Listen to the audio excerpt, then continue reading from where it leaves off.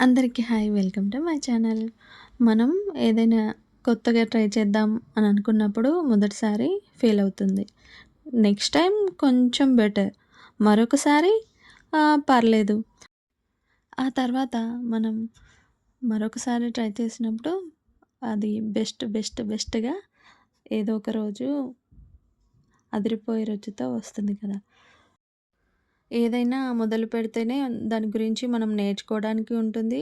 Try చేయకుండా నాకు రాలేదు అని అనుకోకుండా అందరూ కూడా ట్రై చేయండి.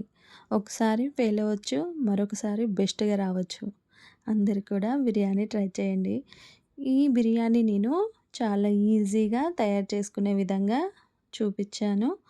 నా ఛానల్‌లో చూసినట్టయితే నా ఫుల్ వీడియోలో ఈ బిర్యానీ ఏ విధంగా తయారు చేశానో చూడొచ్చు. చాలా ఈజీగా తయారు చేసుకోవచ్చండి. అదేవిధంగా నా ఛానల్‌ని సబ్స్క్రైబ్ చేసుకోండి, లైక్ చేయండి, షేర్ చేయండి. చాలా చాలా టేస్టీగా ఉండే ఈ బిర్యానీ పిల్లలతో కలిసి తినండి.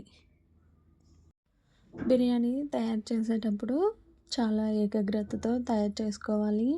ఎందుకంటే రైస్ మెత్తగా ఉడికిపోయినా కూడా అస్సలు బాగోదు. చిన్న చిన్న టిప్స్ ఫాలో అవుతూ ఈ బిర్యానీ తయారు చేశారంటే అదిరిపోతుంది. బిర్యానీ అంటే ఇష్టం లేని వాళ్ళు ఎవరు ఉండరు.